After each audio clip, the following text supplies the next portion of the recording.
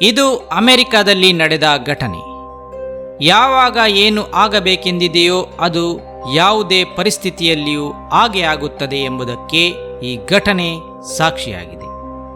ಅದು 1967ರ ಸಮಯ. ಅಮೆರಿಕದ ನ್ಯೂಯಾರ್ಕ್ ನಗರ. ಜುಲೈ 7ರ ದಿನ ಸುಂದರ ಮುಂಜಾವು. 17 ವರ್ಷದ ನ್ಯಾನ್ಸಿ ಮೆಕ್ಯುವನ್ ಬ್ರೂಕ್ಲಿನ್ನ ಹೈವೇಯಲ್ಲಿ ತನ್ನ ಕಾರಿನಲ್ಲಿ ಆಫೀಸಿಗೆ ಸಾಗುತ್ತಿದ್ದಳು. ಆಕೆ ತನ್ನ ತಂದೆಯ ಆಫೀಸಿನಲ್ಲಿಯೇ ಸೆಕ್ರೆಟರಿಯಾಗಿ ಕೆಲಸ ಮಾಡುತ್ತಿದ್ದಳು. ತಂದೆ ಆಕೆಗೆ ಹೊಸದಾಗಿ ಮಾರುಕಟ್ಟೆಗೆ ಬಂದ ಕ್ಯಾಮೆರೋ ಕಾರನ್ನು ಕೊಡಿಸಿದ್ದರು. ಅದನ್ನೇ ಆಕೆ ಡ್ರೈವ್ ಮಾಡಿಕೊಂಡು ಹೊರಟಿದ್ದಳು. ಹಳದಿ ಬಣ್ಣದ ಕ್ಯಾಮರೋ ಕಾರು ಬ್ರ್ಯಾಂಡ್ ನ್ಯೂ ಕಾರ್ ಆಗಿತ್ತು. ಆಕೆ ಲಾಂಗ್ ಐಲ್ಯಾಂಡ್ ಎಂಬ ಪ್ರದೇಶದಲ್ಲಿದ್ದ ತನ್ನ ಮನೆಯಿಂದ ಬ್ರೂಕ್ಲಿನ್ನಲ್ಲಿದ್ದ ಆಫೀಸಿಗೆ ತೆರಳುತ್ತಿದ್ದಳು. ಆಕೆಗೆ ಡ್ರೈವಿಂಗ್ ಎಂದರೆ ತುಂಬ ಇಷ್ಟವಾದುದರಿಂದ ಆಕೆ ತನ್ನದೇ ಒಂದು ಆನಂದಮಯ ಲೋಕದಲ್ಲಿ ತೇಲಿಕೊಂಡು ಸಾಗುತ್ತಿದ್ದಳು. ಬ್ರೂಕ್ಲಿನ್ನ ಹೈವೇಯಲ್ಲಿ ಸಾಗುತ್ತಿರಬೇಕಾದರೆ ಒಂದು ಬದಿಯಲ್ಲಿ ಸಮುದ್ರ ಕಾಣಿಸುತ್ತದೆ. ಸಮುದ್ರದ ಈ ವಿಹಂಗಮ ನೋಟವನ್ನು ಸವಿಯಲೆಂದು ಆಕೆ ತನ್ನ ಕಾರಿನ ಗ್ಲಾಸನ್ನು ಕೆಳಗಿಳಿಸಿಕೊಂಡು ಸಾಗುತ್ತಿದ್ದಳು. ಆಕೆ ಸಾಗುತ್ತಿದ್ದ ದಾರಿಯಲ್ಲಿಯೇ ಪೊಲೀಸ್ ಅಧಿಕಾರಿಯೊಬ್ಬರು ಕೂಡ ಸಾಗಿ ಬರುತ್ತಿದ್ದರು. ನ್ಯಾನ್ಸಿಗಿಂತ 2 ಕಾರು ಹಿಂದೆ ಅವರ ಕಾರಿತ್ತು. ಹೀಗೆ ಸಾಗಿ ಬರುತ್ತಿರಬೇಕಾದರೆ 8:40ರ ಹೊತ್ತಿಗೆ ನ್ಯಾನ್ಸಿಯ ಕಾರು ಸಡನ್ನಾಗಿ ಒಮ್ಮೆಗೆ ಬದಿಗೆ ಎಳೆದುಕೊಂಡು ಹೋಗಿ ಮರವೊಂದಕ್ಕೆ ಡಿಕ್ಕಿಯಾಗುತ್ತದೆ. ಕೂಡಲೇ ಪೊಲೀಸ್ ಅಧಿಕಾರಿ ತನ್ನ ಕಾರಿನಿಂದಿಳಿದು ಆ ಕಾರಿನತ್ತ ಓಡುತ್ತಾರೆ. ನ್ಯಾನ್ಸಿಯ ಕಾರು ಮರವೊಂದಕ್ಕೆ ಡಿಕ್ಕಿ ಹೊಡೆದು ನಿಂತಿತ್ತು. ಆ ಅಧಿಕಾರಿಯು ನ್ಯಾನ್ಸಿಯ ಬಳಿಯಲ್ಲಿ ಏನಾಯಿತು ಎಂದು ಕೇಳುತ್ತಾರೆ. ಆದರೆ ನ್ಯಾನ್ಸಿ ಏನನ್ನು ಹೇಳುವ ಸ್ಥಿತಿಯಲ್ಲಿ ಇರಲಿಲ್ಲ. ಆಕೆಗೆ ಗಂಭೀರ ಗಾಯವಾದಂತೇನೂ ಇರಲಿಲ್ಲ, ಆದರೆ ಆಕೆ ಮಾತ್ರ ಮಾತನಾಡುವ ಸ್ಥಿತಿಯಲ್ಲಿ ಇರಲಿಲ್ಲ. ಆಕೆಗೆ ಪ್ರಜ್ಞೆ ಇದ್ದರೂ ಕೂಡ ಬೇರೆಯದೇ ರೀತಿಯ ನರಳಾಟವೊಂದನ್ನು ಮಾಡುತ್ತಿದ್ದಳು. ಆ ಅಧಿಕಾರಿ ಆಕೆ ಕುಡಿದೇನಾದರೂ ಕಾರು ಚಲಾಯಿಸುತ್ತಿದ್ದಿರಬಹುದೇ ಎಂದು ಆ ಕಾರಿನೊಳಗೆಲ್ಲ ಡ್ರಿಂಕ್ಸ್ ಬಾಟಲ್ಗಾಗಿ ಹುಡುಕಾಡುತ್ತಾರೆ. ಆದರೆ ಅವರಿಗಲ್ಲಿ ಯಾವುದೇ ಡ್ರಿಂಕ್ಸ್ ಬಾಟಲ್ಗಳು ಸಿಗುವುದಿಲ್ಲ. ಕೂಡಲೇ ಅವರು ತಮ್ಮ ವಾಕಿಟಾಕಿ ತೆಗೆದು ಆಂಬ್ಯುಲೆನ್ಸ್ಗೆ ಫೋನ್ ಮಾಡುತ್ತಾರೆ. ಕೆಲವೇ ನಿಮಿಷಗಳಲ್ಲಿ ಆಂಬ್ಯುಲೆನ್ಸ್ ಕೂಡ ಬರುತ್ತದೆ. ನ್ಯಾನ್ಸಿಯನ್ನು ಆಸ್ಪತ್ರೆಗೆ ಸೇರಿಸಲಾಗುತ್ತದೆ. ಅಲ್ಲಿ ಪರೀಕ್ಷಿಸಿದ ವೈದ್ಯರಿಗೂ ಅಚ್ಚರಿಯೊಂದು ಕಾದಿತ್ತು. ಅದೇನೆಂದರೆ ಆಕೆಯ ದೇಹದಲ್ಲಿ ಯಾವುದೇ ಗಾಯಗಳಿರಲಿಲ್ಲ, ಆದರೆ ಆಕೆಯ ಸ್ಥಿತಿ ಚಿಂತಾಜನಕವಾಗಿತ್ತು. ಆಕೆಗೆ ಏನಾಗಿದೆ ಎಂದು ತಿಳಿಯಲೇ ವೈದ್ಯರುಗಳಿಗೆ ಸಾಧ್ಯವಾಗಲಿಲ್ಲ. ಕೊನೆಗೆ ಎಷ್ಟು ಒದ್ದಾಡಿದರೂ ಆಕೆಯನ್ನು ಉಳಿಸಿಕೊಳ್ಳಲು ಆಗಲಿಲ್ಲ. 11:30ರ ಹೊತ್ತಿಗೆ ವೈದ್ಯರು ಆಕೆಯನ್ನು ಸತ್ತಿದ್ದಾಳೆ ಎಂದು ಘೋಷಿಸುತ್ತಾರೆ. ಆಕೆಯ ಪೋಸ್ಟ್ ಮಾರ್ಟಮ್ ಕೆಲಸಗಳು ಶುರು ಮಾಡಬೇಕು ಎನ್ನುವಷ್ಟರಲ್ಲಿ ವೈದ್ಯರ ಗಮನಕ್ಕೆ ಅದುವರೆಗೆ ತಿಳಿಯದ ಒಂದು ವಿಚಾರ ಬರುತ್ತದೆ. ನ್ಯಾನ್ಸಿಯ ತಲೆಯ ಹಿಂದುಗಡೆ ದಟ್ಟವಾದ ಕೂದಲಿನ ಒಳಗಡೆ ಒಂದು ಸಣ್ಣ ರಂಧ್ರವಾಗಿರುವುದು ಪತ್ತೆಯಾಗುತ್ತದೆ. ಆ ರಂಧ್ರ ಮತ್ತೇನೂ ಅಲ್ಲ, ಒಂದು ಬುಲೆಟ್ ಹೊಕ್ಕ ರಂಧ್ರವಾಗಿತ್ತು. ಗನ್ನಿಂದ ಹೊರಟ ಬುಲೆಟ್ ಒಂದು ಆಕೆಯ ತಲೆ ಹೊಕ್ಕಿತ್ತು. ಆದರೆ ಯಾವುದೋ ಕಾರಣದಿಂದ ಆಕೆಗೆ ಬ್ಲೀಡಿಂಗ್ ಆಗಿರಲಿಲ್ಲ. ಬ್ಲೀಡಿಂಗ್ ಆಗದೇ ಇದ್ದುದರಿಂದ ಆಕೆಗೆ ಗನ್ನಿಂದ ಯಾರೋ ಶೂಟ್ ಮಾಡಿದ್ದಾರೆ ಎಂದು ಮೊದಲು ಗೊತ್ತಾಗಲೇ ಇಲ್ಲ. ಆಕ್ಸಿಡೆಂಟ್ನಿಂದ ಸತ್ತಿದ್ದಾಳೆ ಎಂದುಕೊಂಡಿದ್ದ ಯುವತಿ ಈಗ ಆಕೆಯನ್ನು ಯಾರೋ ಶೂಟ್ ಮಾಡಿ ಸಾಯಿಸಿದ್ದಾರೆ ಎಂದು ಗೊತ್ತಾದಾಗ ತನಿಖೆಗಳು ಶುರುವಾಗುತ್ತವೆ. ನ್ಯೂಯಾರ್ಕ್ನ ಖ್ಯಾತ ಡಿಟೆಕ್ಟಿವ್ ಆದ ಆಲ್ಬರ್ಟ್ ಸೀಡ್ಮ್ಯಾನ್ ಅವರು ಈ ಕೇಸ್ನ ತನಿಖೆ ಮಾಡಲು ಬರುತ್ತಾರೆ. ಆಕೆ ಸತ್ತ 1 ಗಂಟೆಯಲ್ಲಿ ತನಿಖೆಗಳು ಶುರುವಾಗಿತ್ತು. ಅವರು ಈ ಕೇಸ್ನ ತನಿಖೆಯನ್ನು ಕಾರಿನಿಂದಲೇ ಶುರು ಮಾಡುತ್ತಾರೆ. ಯಾಕೆಂದರೆ ಅವರ ಪ್ರಕಾರ ಗನ್ ಶಾಟ್ ಫೈರ್ ಆಗಿದ್ದರೆ ಖಂಡಿತ ಅದು ಕಾರಿನಿಂದಲೇ ಆಗಿರಬೇಕು ಎಂದಾಗಿತ್ತು. ಕಾರಿದ್ದ ಜಾಗಕ್ಕೆ ಬಂದಾಗ ಸೀಡ್ಮ್ಯಾನ್ ಅವರಿಗೆ ಅಲ್ಲಿ ಯಾವುದೇ ಸುಳಿವುಗಳು ಸಿಗುವುದಿಲ್ಲ. ಕಾರು ಒಮ್ಮಿಂದೊಮ್ಮೆಲೆ ಬದಿಗೆ ಎಳೆದುಕೊಂಡು ಬಂದು ಮರಕ್ಕೆ ಗುದ್ದಿದಾಗ ಹಿಂದೆಯೇ ಬರುತ್ತಿದ್ದ ಪೊಲೀಸ್ ಅಧಿಕಾರಿ ಕೂಡಲೇ ಓಡಿ ಬಂದಿದ್ದರು. ಆ ಅಧಿಕಾರಿ ಪ್ರಕಾರ ಅವರು ನ್ಯಾನ್ಸಿ ಬಿಟ್ಟು ಕಾರಿನಲ್ಲಿ ಬೇರಾರೂ ಇರಲಿಲ್ಲ ಎನ್ನುತ್ತಾರೆ. ಸೀಡ್ಮ್ಯಾನ್ ಪ್ರಕಾರ ಕಾರಿನಲ್ಲಿ ಇದ್ದವರೇ ಶೂಟ್ ಮಾಡಿರುತ್ತಾರೆ. ಇದು ತುಂಬ ಹತ್ತಿರದಿಂದ ಶೂಟ್ ಮಾಡಿದ ರೀತಿಯಲ್ಲಿ ಇತ್ತು ಎಂದಾಗಿತ್ತು. ಪೊಲೀಸ್ ಅಧಿಕಾರಿಯ ಪ್ರಕಾರ ಕಾರು ಮರಕ್ಕೆ ಗುದ್ದಿ ನಿಂತಾಗ ಅದರಿಂದ ಯಾರೂ ಎದ್ದು ಓಡಿ ಹೋಗಲಿಲ್ಲ.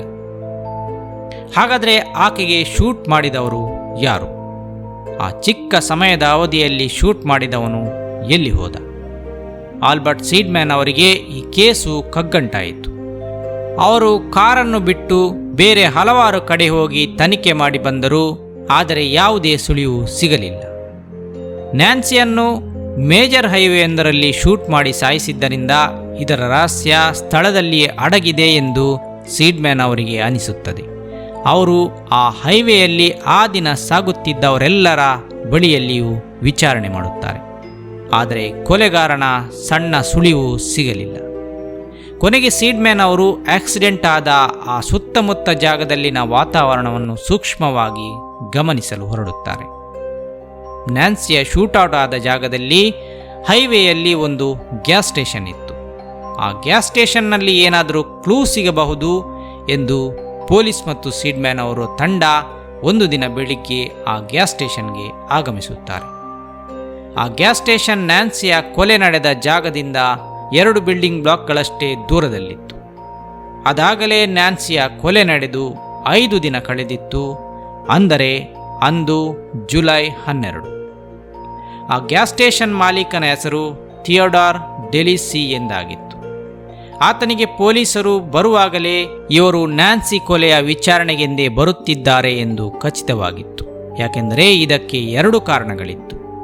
ಒಂದು, ನ್ಯಾನ್ಸಿ ಶೂಟೌಟ್ ಆದ ಜಾಗದಿಂದ ಆತನ ಗ್ಯಾಸ್ ಸ್ಟೇಷನ್ ತುಂಬ ಹತ್ತಿರದಲ್ಲಿತ್ತು. ಇನ್ನೊಂದು ಕಾರಣ, ಆತ ನ್ಯಾನ್ಸಿ ಕೇಸನ್ನು ಫಾಲೋ ಅಪ್ ಮಾಡುತ್ತಿದ್ದ. ಕಾರಣವೆಂದರೆ ನ್ಯಾನ್ಸಿಯ ತಂದೆಯ ಜೊತೆಗೆ ಆತನಿಗೆ ಗೆಳೆತನವಿತ್ತು. ಇಲ್ಲಿ ಥಿಯೋಡಾರ್ನಿಗೆ ಯಾವುದೇ ರೀತಿಯ ಶೂಟಿಂಗ್ ಸೌಂಡ್ಗಳು ಕೇಳಿಸಿಲ್ಲವೆಂದಾತ ಹೇಳುತ್ತಾನೆ. ಸೀಡ್ಮ್ಯಾನ್ ಅವರು ವಿಚಾರಣೆ ಮುಂದುವರಿಸುತ್ತಾ ಆತನಿಗೆ ಮತ್ತಷ್ಟು ಪ್ರಶ್ನೆಗಳನ್ನು ಕೇಳುತ್ತಾರೆ. ಬೆಳಿಗ್ಗೆ 8:40 ಸುಮಾರಿಗೆ ಆತ ಎಲ್ಲಿದ್ದ ಎಂದು ವಿಚಾರಿಸಿದಾಗ ಥಿಯೋಡಾರ್ ಆತನ ಬೆಳಗ್ಗಿನ ಆ ದಿನದ ದಿನಚರಿ ಹೇಳುತ್ತಾನೆ. ಆತ ಬೆಳಿಗ್ಗೆಯೇ ತನ್ನ ಗ್ಯಾಸ್ ಸ್ಟೇಷನ್ಗೆ ಆಗಮಿಸಿದ್ದ. ಆ ನಂತರ ಸ್ವಲ್ಪ ಸಮಯದ ಬಳಿಕ ಆತ ಪಕ್ಕದಲ್ಲಿಯೇ ಇದ್ದ ಕೆರೆಯಲ್ಲಿ ಮೀನು ಹಿಡಿಯಲು ಹೋಗುತ್ತಾನೆ. 8:40 ಸುಮಾರಿಗೆ ಆತ ಕೆರೆಯಲ್ಲಿ ತನ್ನ ಬೋಟ್ ಮೂಲಕ ಸಾಗಿ ಮೀನು ಹಿಡಿಯುತ್ತಿದ್ದ ಎಂದು ತಿಳಿಯುತ್ತದೆ. ಹೀಗೆ ಪ್ರಶ್ನೆಗಳು ಮುಂದುವರಿಯುತ್ತಿದ್ದಾಗ ಥಿಯೋಡಾರ್ನಿಗೆ ಏನೋ ಒಂದು ಡಾಟ್ ಕನೆಕ್ಟ್ ಆದ ಹಾಗೆ ಕಾಣಿಸುತ್ತದೆ. ಆಗ ಇಡೀ ಪ್ರಕರಣದ ರಹಸ್ಯವೊಂದು ತೆರೆದುಕೊಳ್ಳುತ್ತದೆ. ಆ ದಿನ ಥಿಯೋಡಾರ್ ತನ್ನ ಬೋಟ್ನಲ್ಲಿ ಫಿಶಿಂಗ್ ಎಂದು ಇಳಿದಿದ್ದೇನೋ ನಿಜ. ಆದರೆ ಸುಮಾರು 8:40 ಹೊತ್ತಿಗೆ ಅಲ್ಲಿ ಬೇರೊಂದು ಕೆಲಸವನ್ನು ಆತ ಮಾಡಿದ್ದ. ತನ್ನ ಬೋಟ್ನಲ್ಲಿದ್ದ ಚಿಕ್ಕ ಕ್ಯಾನ್ ಒಂದನ್ನು ಆತ ನೀರಿಗೆ ಎಸೆಯುತ್ತಾನೆ. ತನ್ನ ಬಳಿಯಲ್ಲಿದ್ದ ಕೋವಿಯಿಂದ ಆ ಕ್ಯಾನ್ಗೆ ಶೂಟ್ ಮಾಡುತ್ತಾನೆ. ಆತ ಬಹುಶಃ ಟೈಮ್ ಪಾಸ್ಗೆಂದು ಈ ಆಟ ಆಡಿರಬಹುದು. ಆದರೆ ಗುರಿ ತಪ್ಪಿದ ಬುಲೆಟ್ ಕ್ಯಾನ್ಗೆ ಬಡಿಯದೆ ನೀರಿನ ಮೇಲ್ಮೈಗೆ ಬಡಿದು ಮೇಲಕ್ಕೆ ಚಿಮ್ಮುತ್ತದೆ. ಆ ಮೇಲಕ್ಕೆ ಚಿಮ್ಮಿದ ಬುಲೆಟ್ ಹೈವೇಯಲ್ಲಿ ಕಾರಿನಲ್ಲಿ ಸಾಗುತ್ತಿದ್ದ ನ್ಯಾನ್ಸಿಯ ತಲೆಗೆ ಬಡಿಯುತ್ತದೆ. ಆಕೆ ಅದಾಗಲೇ ವಿಂಡೋ ಗ್ಲಾಸನ್ನು ಕೆಳಗಿಳಿಸಿಕೊಂಡು ಹೋಗುತ್ತಿದ್ದಳು. ಇಲ್ಲಿ ಆ ಬುಲೆಟ್ ಫಿಸಿಕ್ಸ್ನ ನಿಯಮಗಳನ್ನೆಲ್ಲ ಗಾಳಿಗೆ ತೂರಿ ನೀರಿನ ಸರ್ಫೇಸ್ಗೆ ಬಡಿದು ಮೇಲೆದ್ದಿತ್ತು. ಕರಾರುವಕ್ಕಾಗಿ ನ್ಯಾನ್ಸಿಗೆ ಬಡಿದಿತ್ತು. ಈ ಕೇಸ್ ಅಲ್ಲಿಗೆ ಸಾಲ್ವ್ ಆಗುತ್ತದೆ. ಥಿಯೋಡಾರ್ನ ಬುಲೆಟ್ನಿಂದಲೇ ನ್ಯಾನ್ಸಿ ಸತ್ತಿದ್ದಳು. ಆದರೆ ಈ ಪ್ರಕರಣದಲ್ಲಿ ಥಿಯೋಡಾರ್ಗೆ ಶಿಕ್ಷೆಯಾಗುವುದಿಲ್ಲ. ಯಾಕೆಂದರೆ ಆತ ಉದ್ದೇಶಪೂರ್ವಕವಾಗಿ ಶೂಟ್ ಮಾಡಿರಲಿಲ್ಲ. ಅಲ್ಲದೆ ಆತ ಅವಳಿಗೆಂದು ಶೂಟ್ ಮಾಡಿರಲಿಲ್ಲ. ಥಿಯೋಡಾರ್ಗೆ $100 ದಂಡದ ಶಿಕ್ಷೆ ಮಾತ್ರ ವಿಧಿಸಲಾಗಿತ್ತು. ಯಾಕೆಂದರೆ ಆತ ಸಾರ್ವಜನಿಕ ಜಾಗದಲ್ಲಿ ಅನುಮತಿ ಇಲ್ಲದೆ ಗನ್ ಉಪಯೋಗಿಸಿದ್ದ ಎಂಬ ಕಾರಣಕ್ಕೆ. ಇಲ್ಲಿ ಆತ ಬೇಕೆಂದು ಆಕೆಯನ್ನು ಸಾಯಿಸಿರಲಿಲ್ಲ. ಆದರೆ ವಿಧಿಯಾಟ ಬೇರೆಯೇ ಇತ್ತು. ಯಾವುದು ಆಗಬೇಕೆಂದಿದೆಯೋ ಅದು ಹಾಗೆ ಆಗುತ್ತದೆ.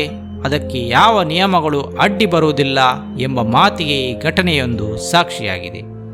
ಇಲ್ಲಿ ಫಿಸಿಕ್ಸ್ನ ನಿಯಮಗಳಿಗೆ ವಿರುದ್ಧವಾಗಿ ಆ ಗುಂಡು ನೀರಿನ ಸರ್ಫೇಸ್ನಿಂದ ಮೇಲಕ್ಕೆ ಚಿಮ್ಮಿತ್ತು. ಬಹುಶಃ ಇದೇ ರೀತಿ ಆಗಬೇಕೆಂದಿದ್ದಾಗ ಅದನ್ನು ತಡೆಯಲು ಬ್ರಹ್ಮನಿಂದಲೂ ಸಾಧ್ಯವಿಲ್ಲ ಎನ್ನುವ ಮಾತಿನಂತೆ ಆ ಘಟನೆ ನಡೆದಿತ್ತು. ಏನಾಗಬೇಕೋ ಅದು ಹಾಗೇ ಹೋಗಿತ್ತು. ಯಾವುದೇ ಕಂಡೀಷನ್ ಕೂಡ ಅದಕ್ಕೆ ಅಡ್ಡಿ ಬಂದಿರಲಿಲ್ಲ. ಇಂಥ ಒಂದು ಸ್ವಾರಸ್ಯಕರ ಘಟನೆ ಅಮೆರಿಕದಲ್ಲಿ ನಡೆದು ಹೋಗಿತ್ತು.